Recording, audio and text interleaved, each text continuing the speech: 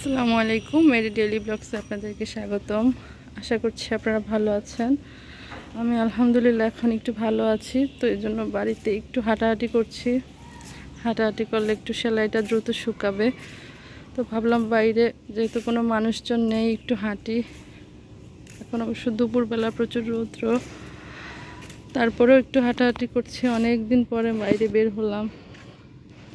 এই যে বাড়ি ধোয়া মোছার কাজ চলতেছে এখানে, তো এই জন্য ভাবলাম একটু বাইরে হাঁটিয়ে। দেখেন আমাদের টমেটো গাছগুলো, টমেটো ধরা শেষ, এখন প্রায় শুকিয়ে গেছে।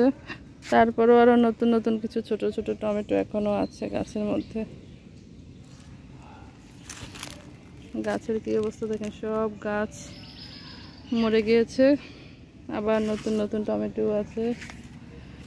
গাছের শেষ টমেটো। হ্যাঁ দেখেন এখানে একটা পাকছে অবশ্য।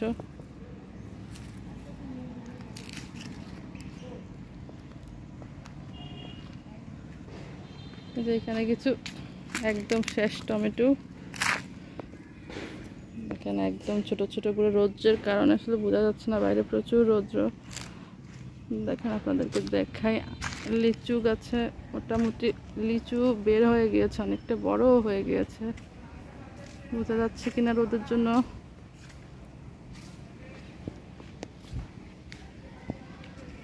দেখেন কি সুন্দর ছোট ছোট লিচু বের হয়েছে।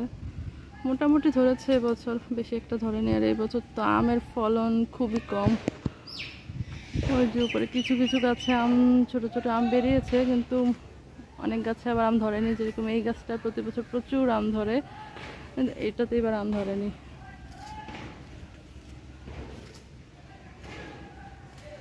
এবার আম প্রায় কম।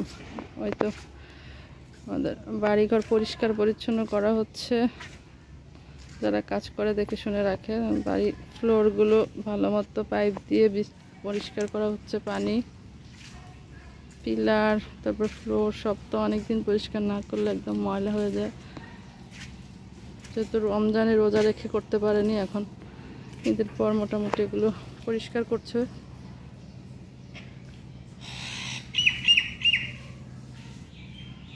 দেখেন জবা ফুল ফুটে আছে কিছু।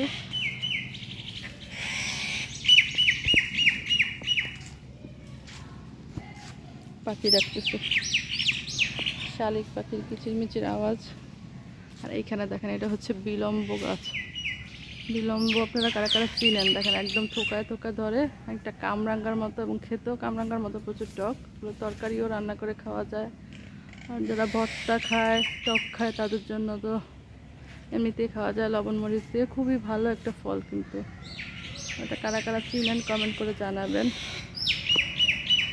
তো ভাবলাম একটু বাইরেও হাঁটি, আপনাদের সাথেও একটু শেয়ার করি।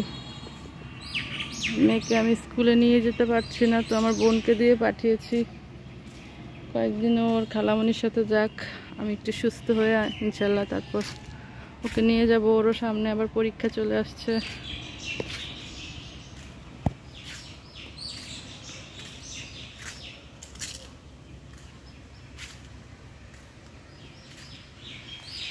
এখন কিন্তু কাঁঠালও বের হয়েছে।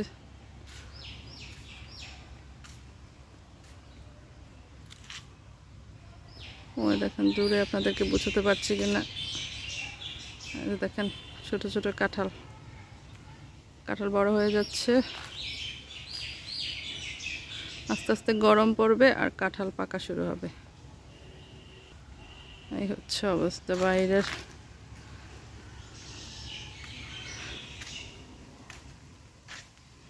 আমরা গাছেও নতুন পাতা ছেড়েছে, তারপর আমরাও ধরবে।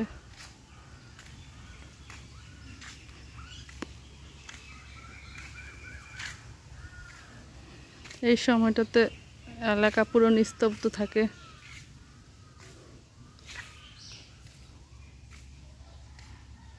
আমাদের এখানে একটা আম গাছ আছে, দেখেন মোটামুটি জুম করে দেখাই, কিছু আম তো ভালোই ধরেছে।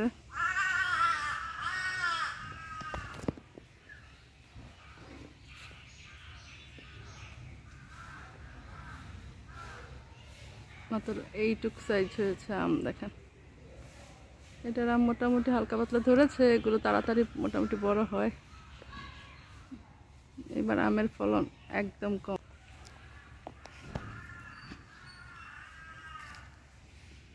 তো হচ্ছে বাগানে যাব না, মানুষজন নেই, এজন্যই বের হলাম। এটা হচ্ছে মন্ডা ফুল গাছ, এখনো যদিও ফুল করে নাই, কিছুদিন পরে ধরবে, ফুল আসতেছে মাত্র।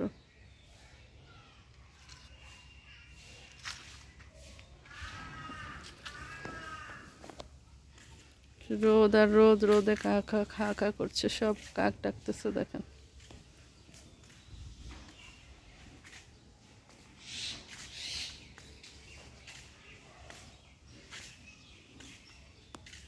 হচ্ছে পেয়ারা গাছ, পেয়ারা ধরার এখনো কোনো নামগন্ধ নেই, ছোট।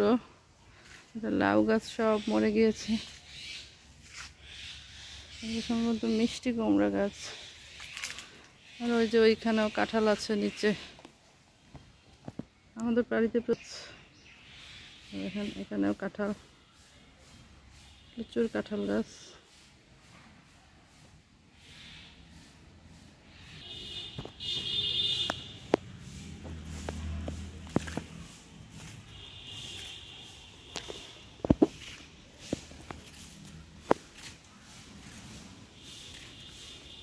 মানুষজন নেই, এই জন্য একটু হাঁটি বাইরে।